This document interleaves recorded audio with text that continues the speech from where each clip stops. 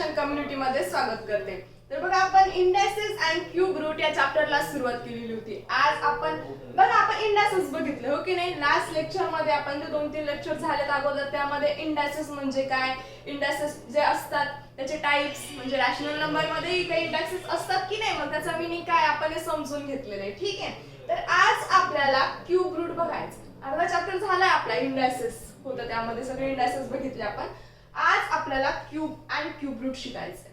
तर बघा सुरुवातीला क्यूब अँड क्यूब रूट शिकायच्या अगोदर तुम्हाला स्क्वेअर अँड स्क्वेअर रूट माहिती असायला पाहिजे, तेव्हाच तर मग क्यूब अँड क्यूब रूट कळेल.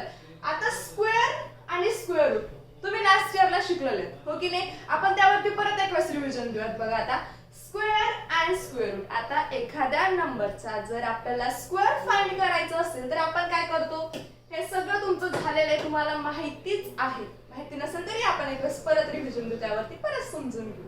आता बघा स्क्वेअर म्हणजे काय. आपल्याला जर 4 चा स्क्वेअर फाइंड करायचा आपण काय करत असतो, 4 चा इंडेक्स 2 देऊन टाकतो हो की नाही. 4 च्या डोक्यावरती 2 देऊन टाकतो, मग आपल्याला समजून जातं की नाही हे काय झालं, आता 4 चा स्क्वेअर झालाय. परत याला म्हणतो कसं आपण, 4 चा स्क्वेअर परत 4^2 4 चा पॉवर 2 असं वेगवेगळ्या पद्धतीने आपण ते रीड करू शकतो. त्याचं मीनिंग काय झालं मग आता 4 चा स्क्वेअर. आता स्क्वेअर फाइंड करायचा आपण काय करत असतो, 4×4 म्हणजे ज्या नंबरचा स्क्वेअर आपल्याला फाइंड करायचा आहे त्याच नंबरने आपण ते दोघं 2 वेळेस मल्टिप्लाय करतो हो की नाही. मग ते झालं त्याचा स्क्वेअर. मग 4×4 16 म्हणजे 4×4 16.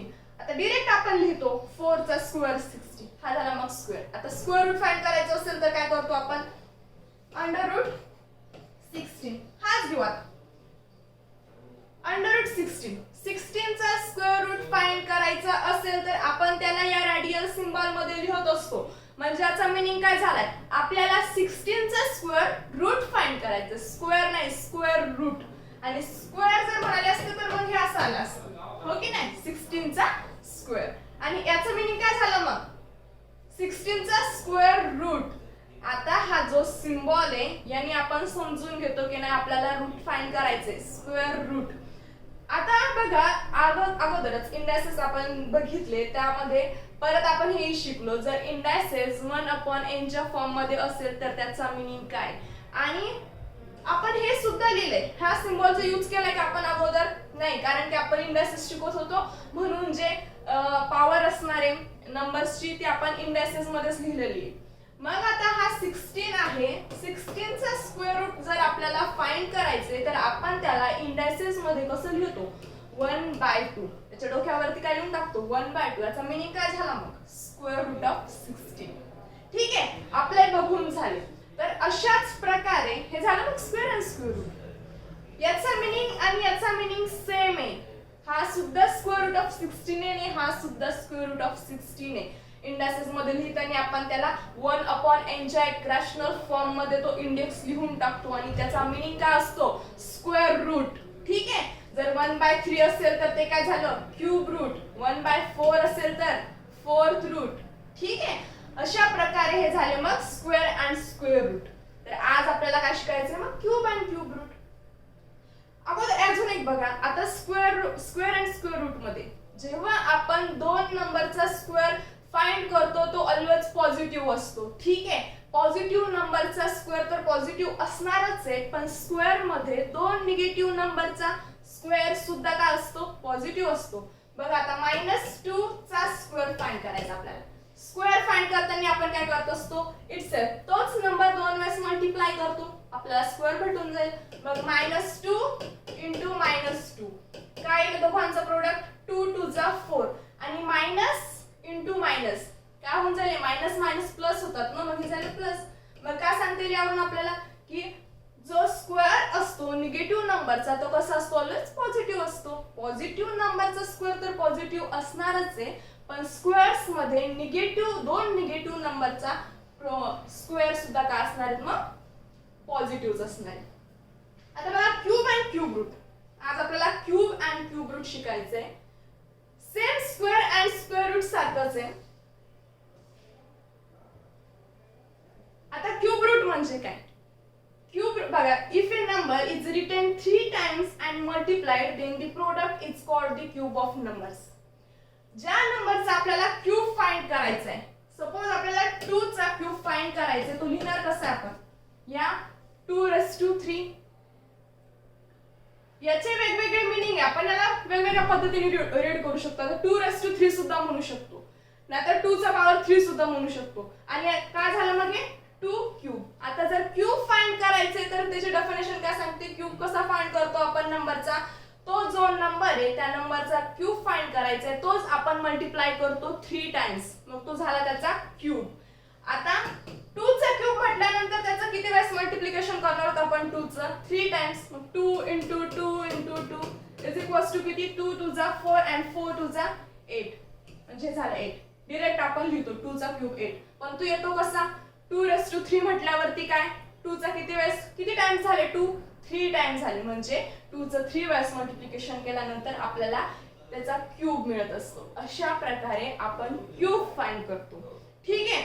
मग कुठल्याही नंबरचा जर आपल्याला क्यूब फाइंड करायला लावला तर ते किती वेळेस मल्टिप्लाय करायचे, आपल्याला 3 टाइम्स मल्टिप्लाय करायचे. आता 3 टाइम्स मल्टिप्लाय करायचे तर वेगवेगळ्या नंबरशी नाही. आपल्याला जर आता 5 घ्या, 5 चा क्यूब फाइंड करायचा आहे. 5 चा क्यूब, 5 किती टाइम्स झाले, 3 टाइम्स. मग हे कसं फाइंड करणार आपण, 5 × 5 × 5. ठीक आहे. 5 5 = 25 and 25 × 5 125. सॉरी, तर अशा प्रकारे आपल्याला काय करायचं, मग क्यूब फाइंड करायचे. हे झालं फक्त क्यूब. तर बघा यावरती एक्झाम्पल. आता हे जे आहेत की नाही 1 to 10 पर्यंत नाहीतर 20 पर्यंत तरी क्यूब आपल्याला माहितीच असायला पाहिजे, कारण की आता काही एक्झाम्पल्स असे येतात की त्याला वेळ नसतो सॉल्व्ह करायला. मग आपण डायरेक्ट, जर आता इथे बघा आपल्याला सांगितलं 125 याचा क्यूब रूट फाइंड करा, तर आपल्याला क्यूब रूट माहिती असायला पाहिजे. क्यूब रूट माहिती असायला पाहिजे म्हणजे काय, अगोदर क्यूब माहिती असायला पाहिजे, मग त्यावरून आपण क्यूब रूट, मी सांगते नंतर की आपल्याला क्यूब रूट कसं फाइंड करता येतं. त्याच्या अगोदर फक्त क्यूब्स बघून घ्या. आता जर विचारणार की 5 चा क्यूब काय, तर मग 5 × 5 × 5 तर आपण करतोच, पण हे डायरेक्ट सुद्धा सांगता आलं पाहिजे की नाही. 5 चा क्यूब येतोय 125. बघा इथे सगळे हे मी क्यूब्स लिहून घेतलेले, हे 100 पर्यंत आहे, पण एवढं काम नाहीये. हे जे समोरचे क्यूब आहेत 50 च्या समोरचे, 30 च्या समोरचे, एवढं लक्षात ठेवणंही पॉसिबल नाहीये. तुम्ही ते मल्टिप्लाय करूनच आपण ते फाइंड करत असतो क्यूब्स. ठीक आहे. पण 20 पर्यंत तरी किमान आपल्याला ते माहिती असायला पाहिजे. आता बघा यावरतीच काही सॉल्व एक्झाम्पल दिलेले आहेत, त्यामध्ये काय करायचंय, आपल्याला क्यूब फाइंड करायचंय. आता इथे काय दिलेलं आहे 17. क्यूब फाइंड करायचंय 17 चा, म्हणजे काय करावं लागणार आहे आपल्याला, 17 किती वेळेस मल्टिप्लाय करावं लागणार आहे, 3 वेळेस. मग त्याचा क्यूब फाइंड होऊन जाईल. मग हे येईल 17 × 17 × 17. काय त्याचं मल्टिप्लिकेशन 4913. ठीक आहे. आता बघा जर 17 चा क्यूब इथे लिहिलेलाच आहे या चार्ट मध्ये, बघा कुठे गेलाय 17 चा क्यूब किती येतोय 4913. माहिती असतं तर तुम्ही डायरेक्ट लिहून टाकलं असतं, नाहीतर तुम्ही मल्टिप्लिकेशन करून ते सॉल्व्ह करू शकता की 17 × 17 × 17 किती येतं. म्हणजे 3 वेळेस मल्टिप्लाय करायचंय म्हणजे तो क्यूब मिळून जाईल. विचारला आता 19 चा क्यूब विचारला, 19 चा क्यूब फाइंड करायला लावला तर तो कसा येईल, या फॉर्म मध्ये अगोदर आपण लिहिणार 19⁻3. ठीक आहे. नंतर त्याचं मल्टिप्लिकेशन करणार 3 टाइम्स आणि नंतर आपल्याला क्यूब मिळून जाईल. आता इथे हा सुद्धा क्यूब आहे. 19 चा क्यूब किती येतो 6 8 5 9. ठीक आहे. तर अशा प्रकारे आपल्याला काय करायचं, क्यूब्स फाइंड करायचे. आता क्यूब रूट, क्यूब मध्ये बघा एखादा निगेटिव्ह नंबरचा क्यूब आपल्याला त्याने फाइंड करायला लावला. ठीक आहे. आता आहे -2 क्यूब. स्क्वेअर आणि स्क्वेअर रूट मी जेव्हा सांगितलं तेव्हा काय सांगितलं होतं, जेव्हा एखाद्या निगेटिव्ह नंबरचा स्क्वेअर आपल्याला फाइंड करायचा असेल आणि आपण तो फाइंड करतो तेव्हा तो काय असतो, एक पॉझिटिव्ह नंबर मिळतो आपल्याला स्क्वेअर मध्ये. पण क्यूब मध्ये तसं नाहीये. एखाद्या निगेटिव्ह नंबरचा क्यूब जर आपल्याला फाइंड करायला सांगितला तर तो निगेटिव्हच मिळतो. का निगेटिव्ह मिळतो? बघा आता -2⁻³ आपल्याला -2 चा क्यूब फाइंड करायचा आहे आणि क्यूब कसा फाइंड करतो आपण? त्या नंबरला आपण 3 वेळेस मल्टिप्लाय करतो. मग ह्या -2 ला सुद्धा 3 वेळेस मल्टिप्लाय करावं लागणार आहे. मग -2 * -2 * -2 -2 किती येईल? अगोदर 2 * 2 4 आणि याचं साइन काय? मायनस मायनस प्लस होऊन जातं म्हणजे या 4 ला येईल साइन प्लस. ते द्यायचं काम नाही, काही नसतं म्हणजे ते काय असतं? पॉझिटिव्हच असतं. म्हणजे झालं +4. परत त्याला मल्टिप्लाइड एक -2 करायचे राहिलेले आहेत. मग हे -2 मी इथे घेते. या दोघांचा प्रोडक्ट काय येईल आता? 4 * 2 8. पण बघा आता या 4 ला साइन आहे पॉझिटिव्ह आणि या 2 ला आहे निगेटिव्ह. प्लस मायनस का असतं? प्लस मायनस मायनस होऊन जातं म्हणजे काय आलंय? -8. मग कोणत्याही निगेटिव्ह नंबरचा क्यूब जर आपल्याला विचारला तर तो काय येणार आहे? निगेटिव्हच येणार आहे. पॉझिटिव्ह कधी येणार आहे? जेव्हा स्क्वेअर विचारला तेव्हा. परत एक बघा, यामध्ये काम नाहीये पण एखाद्या निगेटिव्ह नंबरचा पॉवर, ठीक आहे, जर इव्हन असेल, इव्हन म्हणजे काय आता 2, 4, 6 ज्याने 2 ला 2 ने भाग जातो किंवा मल्टिप्लाय 2 म्हणा, असा जर पॉवर असेल तर त्या निगेटिव्ह नंबरचा स्क्वेअर कसा येणार आहे? स्क्वेअर म्हणा किंवा ⁻⁴ असेल, 6 असेल, इव्हन नंबर असेल तर त्या निगेटिव्ह नंबरचा प्रोडक्ट काय येणार आहे? पॉझिटिव्ह येणार आहे. म्हणजे काय येऊन जाईल? पॉझिटिव्ह. तर जे असेल ते ⁻⁴ किती असेल? 4, 6, 8, 10 असा इव्हन नंबर असेल तर ते नेहमी पॉझिटिव्हच येणार आहे. पण जेव्हा ऑड नंबर असेल, ऑड नंबर म्हणजे काय आता -2 चा स्क्वेअर आपण इथे बघितला होता. 3 कसा आहे? ऑड नंबर आहे. 3 झाला 5, नंतर 7, 9 अँड सो ऑन.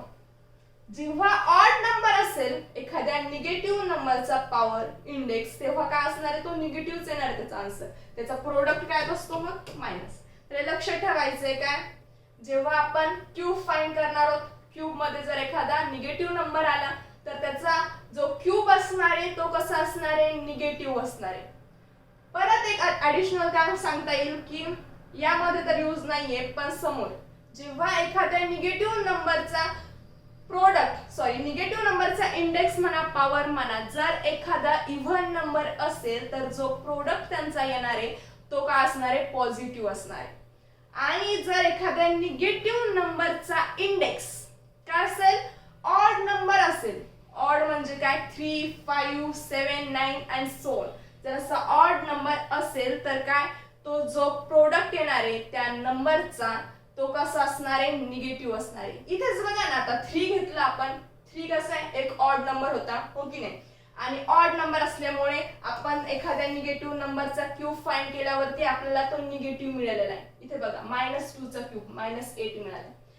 आता 2 बघा, आपण अगोदर स्क्वेअर रूट पण शिकलो. -2 चा स्क्वेअर काय येतो? +4 येतो. येतोय की नाही? मग हा 2 कसा झाला? एक इव्हन नंबर होता. तर हे आता फक्त लक्षात ठेवायचं, समोर त्याचा यूज होईल. आता बघा नंतरचं एक solve example. Find the cube of -6. बघा इथे -6 आले. क्यूब विचारले त्यांनी. मग आता आपण सांगू शकतो नाही, जे आन्सर येणार आहे, जे क्यूब येणार आहे ते कसं असणार आहे? त्याला साइन मायनसचं असणार आहे. मग -6 चा क्यूब आपल्याला फाइंड करायचा आहे. म्हणजे आपण याला अगोदर असं लिहून घेऊ, ठीक आहे? -6 चा क्यूब फाइंड करण्यासाठी आपण मल्टिप्लाय करतो तोच नंबर इटसेल्फ किती टाइम्स? 3 टाइम्स. मग येऊन जाईल -6 into -6 into -6. अगोदर या दोघांचं प्रोडक्ट करून घ्या. -6 into -6 काय येणार आहे? मायनस मायनस प्लस होऊन जाईल आणि 6 into 6 36 म्हणजे +36 आणि इंटू -6. आता परत इथे प्लस आलं साइन 36 ला, इथे मायनस आहे. सॉरी, प्लस मायनस काय होणार? इथे मायनस होणार आहे. 36 into 36 किती? 6 6 जा 36 कॅरी जातो 3. साइन 3 18 प्लस 3 किती? 21 म्हणजे 216. ठीक आहे? म्हणजे -3 चा क्यूब किती मिळाला आपल्याला? -216. हा अशा प्रकारे आपल्याला निगेटिव्ह नंबरचा क्यूब कसा फाइंड करायचा आहे तर असा. ठीक आहे, साइन फक्त लक्षात ठेवायचं क्यूब मध्ये. ठीक आहे, जर क्यूब आला एखाद्या निगेटिव्ह नंबरचा फाइंड करायला तर साइन मायनस देऊन टाकायचं. पॉझिटिव्ह असल्यावर तर काही टेन्शनच नाही. पॉझिटिव्ह असल्यावरती जो प्रोडक्ट येणार आहे, जो क्यूब असणार आहे तो कसा असणार आहे, पॉझिटिव्हच असणार आहे. तर सेकंड एक्झाम्पल होतं. आता इथे बघा थर्ड एक्झाम्पल, सॉल्व एक्झाम्पल आहे. Find the cube of -2/5. आता हे कसं सॉल्व करायचंय, -2/5. आतापर्यंतचे आपण जे क्यूब आणि क्यूब रूट फाइंड केलेत, सॉरी क्यूब सध्या क्यूब रूट अजून शिकायचंय. जे क्यूब फाइंड केले ते तर सगळे होल नंबरचे होते ना. आता हे -2/5 कसं फाइंड करायचंय याचा क्यूब. तर सुरुवातीला कसं लिहून घेतो आपण, -2/5 चा क्यूब आपल्याला फाइंड करायचा आहे. आता हे तर बाजूला ठेवा, 2/5 बाजूला ठेवा, पण याला साइन कोणता आले, निगेटिव्ह आले. म्हणजे हा जो याचा क्यूब असणार आहे, जो असेल तो, त्याला साइन कोणतं येणार आहे, मायनसच येणार आहे ना.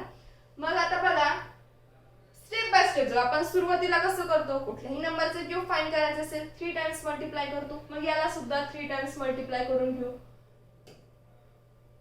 -2/5 into -2/5 into -2/5.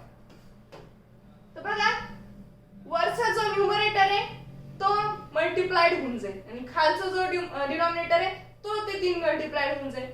बघा ना, हा जो न्यूमरेटर आहे वरती प्रत्येक नंबरच्या -2 इथे -2 वरचा जो न्यूमरेटर आहे त्यांचं एक होऊन जाईल मल्टिप्लिकेशन आणि खाली जो डिनॉमिनेटर आहे त्यांचं सुद्धा होऊन जाईल. आता -2 into -2 into -2. बघा इथे लिहिते मी -2 एका ब्रॅकेट मध्ये लिहू हे.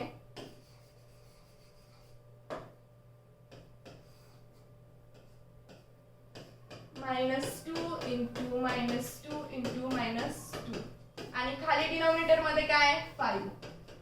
5 into 5 into 5.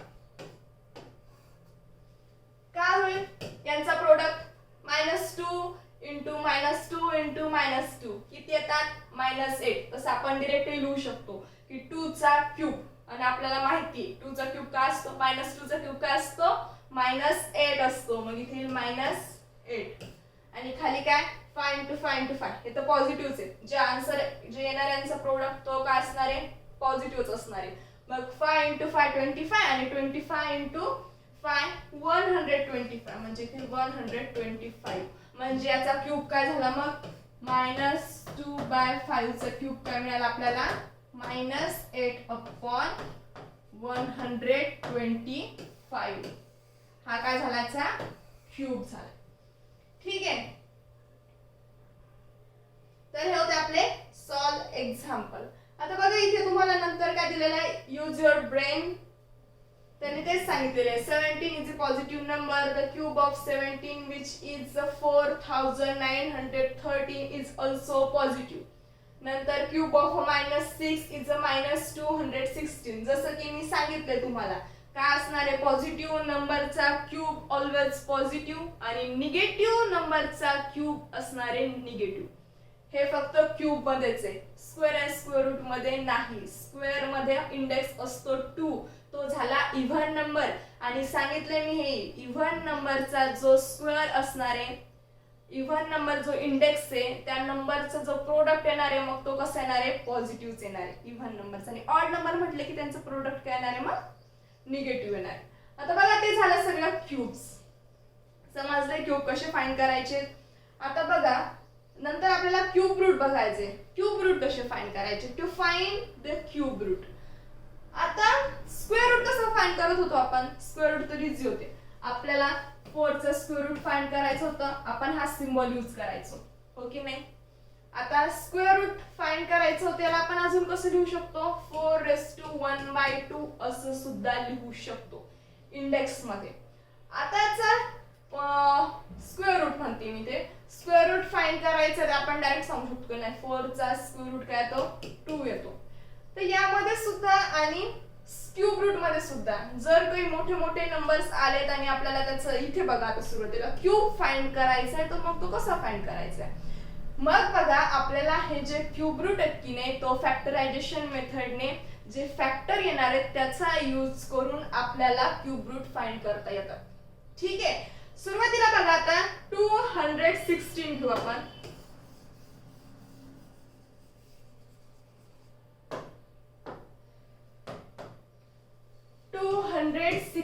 चा जर आपल्याला क्यूब फाइंड करायचा आहे त्याच्या अगोदर बघा हा लिहायचा कसा, कुठल्या सिंबल मध्ये लिहायचा, इंडेक्स मध्ये क्यूब रूट कसा लिहायचा तुम्हाला माहितीच आहे, बघितलेलं आहे आपण. आता बघा याला जर सिंबल मध्ये लिहायचं असलं तर आपण असं लिहितो 216. बरोबर आहे काय, आपण असं लिहितो 216 चा जर क्यूब रूट लिहायचा आहे. फक्त रूट झालं हे, पण आपल्याला क्यूब रूट पाहिजे. असं जर लिहिलं तर याचा मीनिंग काय होतो, स्क्वेअर रूट होतो, हो की नाही. मग आपल्याला क्यूब रूट फाइंड करायचे. मग क्यूब रूट साठी आपण काय करणार आहोत, सिंबल मध्ये काय ऍड करायचे, फक्त या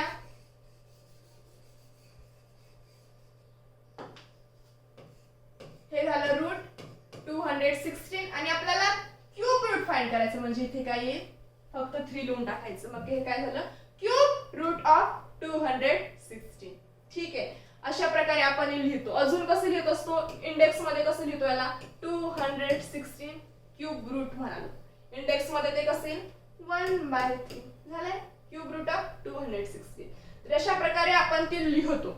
आता हे फाइंड कसं करायचं, हे झालं लिहिण्याची पद्धती. 216 चा क्यूब रूट फाइंड करायचं तर ते आपण असं लिहितो. आता ते फाइंड कसं करायचं बघा, मी सांगितलं फॅक्टरायझेशन मेथडचा यूज करून आपल्याला जे फॅक्टर्स मिळतात त्याचा यूज करून आपल्याला क्यूब रूट मिळून जातं.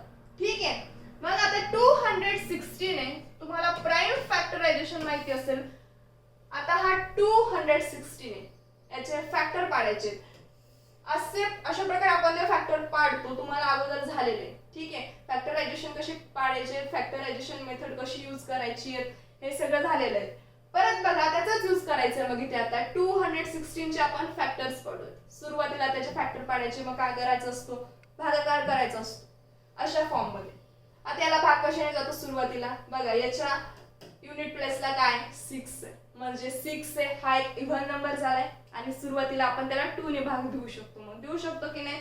मग याला पहिला भाग जातोय 2 चा, 2 1 जा 2 आणि हे झाले 16. काय येईल मग इथे असा भागाकार घेऊन घ्या. 2 1 जा 2, खाली राहतात 0, हा खाली 1. 1 ला भाग जात नाही, वरती काय करत असतो मग आपण 0 देतो. कारण की 2 च्या टेबल मध्ये 1 आहे का, नाहीये ना. मग आपल्याला काय करता येईल, 0 चा भाग द्यावा लागेल. मग खाली 0 आणि हा 6 मग आपण खाली घेऊ शकतो. मग आता कशाचा भाग जाईल 2. आता आपण हे 6 खाली घेऊ शकतो, म्हणजे झाले 0 2 -2 0, हा 1 खाली घेतला आपण. 2 च्या टेबल मध्ये 1 नव्हता म्हणून वरती आपण 0 दिलं आणि आता डायरेक्ट हा 216 मधले 6 आपण खाली घेऊ शकतो ना. मग आता काय झाले 2 8 जा 16, म्हणजे काय झालं 0 0. किती मिळालं ते 108.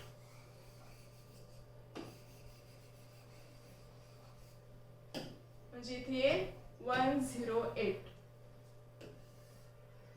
नंतर बघा आता 108 याला सुद्धा दोन्ही भाग जातो, कारण की याच्या सुद्धा युनिट प्लेसला 2 आहे, म्हणजे सॉरी 8 आहे. मग याला दोन्ही भाग जातो. काय 2 5 जा 10 आणि उरतात 8 2 4 जा 8. ठीक आहे, काय मिळालं आपल्याला 54. कसं मिळालं, या 2 ने या 108 ला आपण भाग दिलेला. नंतर आता 54 ला सुद्धा दोन्हीच भाग जातो, कारण की याच्या युनिट प्लेसला सुद्धा काय 4 आहे.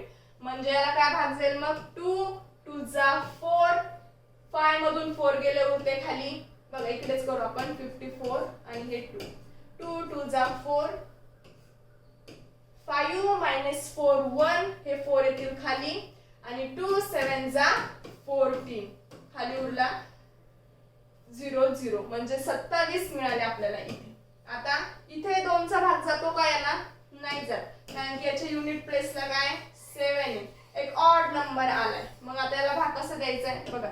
7 + 2 किती होतात 9 होतात, म्हणजे 9 आलेत ना हे. मग याला 3 ने भाग जातो, कारण की 3 च्या टेबल मध्ये 9 आहेत.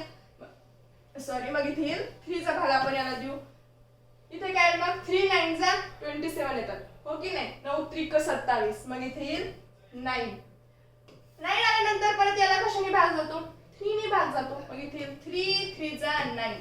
ठीक आहे, मग इथे काय येऊन जाईल, परत 3 आले, कशाने भाग जातो, 3 ने, 3 1 जा 3, बघा इथे 1 मिळालं आणि अशा प्रकारे आपल्याला याचे फॅक्टर सुद्धा मिळून गेले पूर्ण. इथे समोर करायचं काम नाही, 1 मिळालं ना.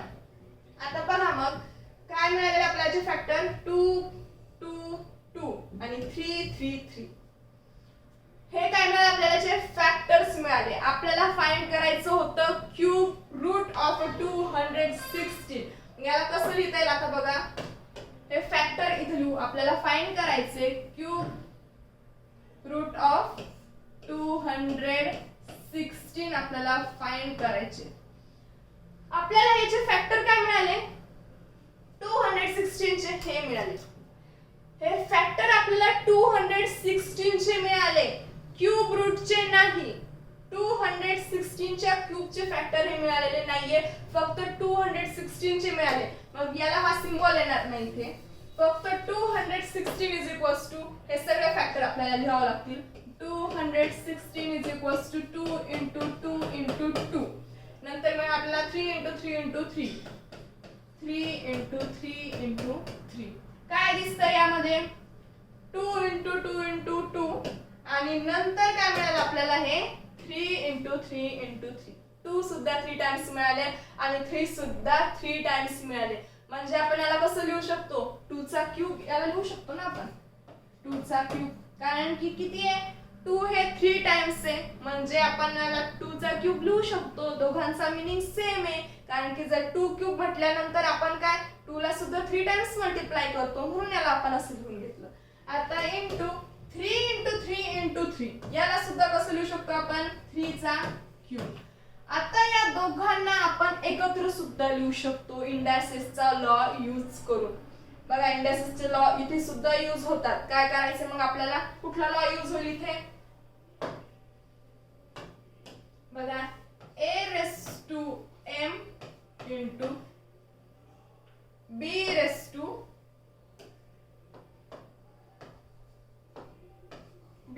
to m.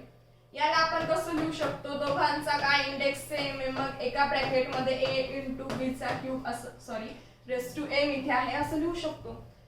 लॉ हा होता, आपण त्याला असं लिहू शकतो, a इंटू b ब्रॅकेटच्या वरती इंडेक्स दिलेला आहे, म्हणजे ब्रॅकेट मधल्या जेवढ्या टर्म्स आहे तेवढ्या टर्म्सचा तो इंडेक्स होऊन जातो. आठवतंय, सांगितलं होतं. मग आता इथे सुद्धा याला आपण हे असं या फॉर्म मध्ये, मग या फॉर्म मध्ये असल्यामुळे आपण याला असं लिहू शकतो. त्याला बघा ना, a च्या जागी इथे 2 आहे, m च्या जागी 3 आहे, b च्या जागी 3 आहे आणि हा पॉवर m इथे सुद्धा 3. मग याला कसं लिहू शकतो आपण, एका ब्रॅकेट मध्ये काय येऊन जाईल, हे इज इक्वल्स टू 2 इंटू 3. ह्या दोघांचा इंडेक्स मग या ब्रॅकेटला होऊन जाईल एकालाच, 2 इंटू 3 चा क्यूब. आता आपल्याला फाइंड काय करायचं होतं, 216 चा क्यूब रूट आपल्याला फाइंड करायचं होतं. तर काय झालं, अशा फॉर्म मध्ये आपल्याला ते मिळालं, 216 इज इक्वल्स टू 2 इंटू 3 चा क्यूब. तुम्हाला आठवतंय का बघा, आता आपल्याला जर एखाद्या नंबरचा स्क्वेअर दिलेला आहे एका साइडला आणि दुसऱ्या साइडला तो नंबर दिलेला आहे,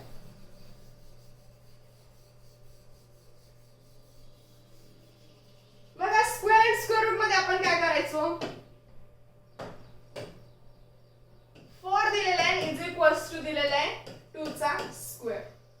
ठीक आहे, असं काहीतरी दिलेलं आहे आणि आपल्याला जर हा स्क्वेअर रिमूव्ह करायचा असेल ह्या राईट हँड साइडचा, तर जो लेफ्ट हँड साइड आहे तिला काय होऊन जाईल, ते अंडर रूट मध्ये चाललं जाईल. साइन जर असेल एखाद्या साइडला, लेफ्ट हँड साइडला मायनस साइन आहे, जर तो ती नंबर आपण उचलून लेफ्ट हँड साइडला घेऊन गेलो तर साइन चेंज होतो. मग इथे सुद्धा तसंच आहे, 2 चा स्क्वेअर आहे आणि सपोज मला 4 चा स्क्वेअर रूटच फाइंड करायचा असेल तर मी हा इथला स्क्वेअर रिमूव्ह करू शकते, म्हणजे हा जो 4 आहे हा अंडर रूट मध्ये चालला जाईल. मग इज इक्वल्स टू 2 आपण असं लिहू शकतो की नाही. काय केलं, फक्त मी या साइडचा स्क्वेअर रिमूव्ह केलाय, या साइडचा स्क्वेअर रिमूव्ह केला, म्हणजे हा इकडचा कुठे झाला, मग जी साइड आहे ती कुठे जाणार आहे, अंडर रूट मध्ये जाईल. मग आता इथे सुद्धा तसं होऊ शकतं. 216 इज इक्वल्स टू 2 इंटू 3 चा क्यूब आहे. ठीक आहे, तर याला परत एक स्टेप करून घेऊ आपण. 216 इज इक्वल्स टू 2 इंटू 3 किती 6 चा क्यूब. ठीक आहे, आणि आपल्याला फाइंड करायचं याचं क्यूब रूट. म्हणजे ही जी राईट हँड साइड आहे 6 क्यूब आहे, तो क्यूब आपण रिमूव्ह करू आणि ही जी लेफ्ट हँड साइड आहे ती कुठे जाईल मग क्यूब रूट होऊन जाईल तिचं. म्हणजे हे काय येईल 216 इज इक्वल्स टू 6च राहील, कारण की आपल्याला त्याचा क्यूब रिमूव्ह करायचा आहे. क्यूब रिमूव्ह करू आपण तेव्हाच तर ही जी अपोजिट साइड आहे ती कुठे जाईल मग क्यूब रूट मध्ये येईल. आता हे क्यूब रूट आहे का नाही, क्यूब रूट कधी होईल हे इथे 3 द्यावं लागेल. मग बघा मिळालं आपल्याला cube root of 216 is equals to 6. म्हणजे 216 चा क्यूब रूट का आहे 6. अशा प्रकारे ते क्यूब रूट आपल्याला फाइंड करता येते. कोणत्या मेथडने फॅक्टरायझेशन मेथडने. फॅक्टर पाडायचे प्राइम फॅक्टर. ठीक आहे, आणि त्यानुसार आपण हे अशी मेथड यूज करून काय करतो क्यूब फाइंड करतो. आता बघा जे क्यूब असतात की नाही, जे आपण फॅक्टर पाडले होते ते सगळे जे नंबर्स आपल्याला मिळाले त्या नंबर्स मध्ये काय जे फॅक्टर आपल्याला मिळालेले होते क्यूब रूट मध्ये स्पेशली ते 3 मिळणार आहेत. त्या पेअर मध्येच ते मिळणार आहेत.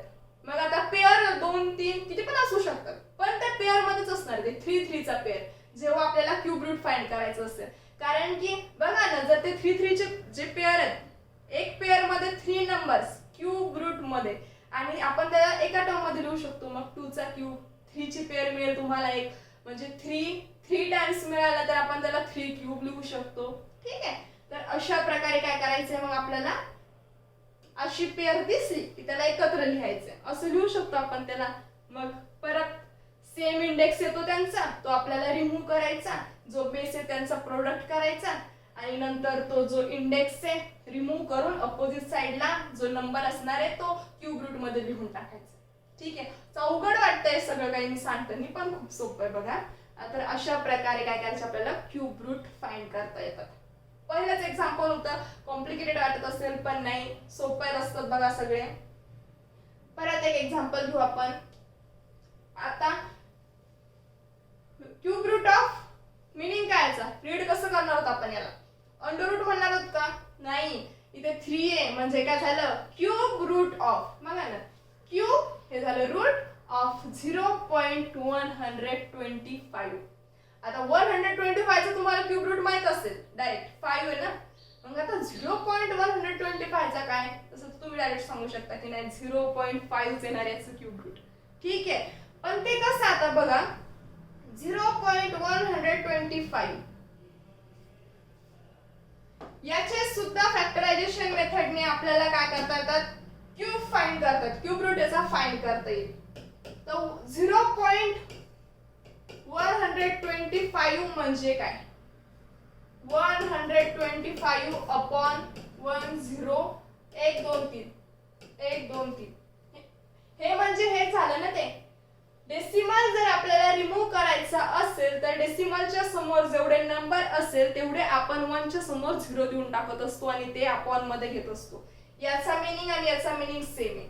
ठीक आहे, पण हेच यालाच आपण कसं लिहू शकतो 0.0000000 आणि हे 125.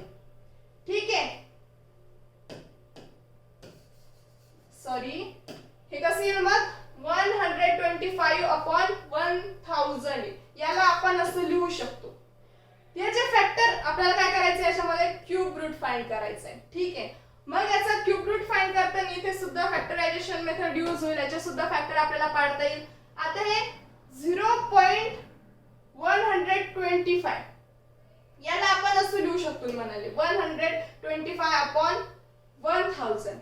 डायरेक्ट आता तुम्ही सांगू शकतात की नाही याचा प्रोडक्ट जो असणार आहे तो काय 120 सॉरी याचा प्रोडक्ट याचा क्यूब रूट जो असणार तो काय असणार आहे 0.5. कारण की 5 चा क्यूब काय असतो 5 * 5 * 5 125.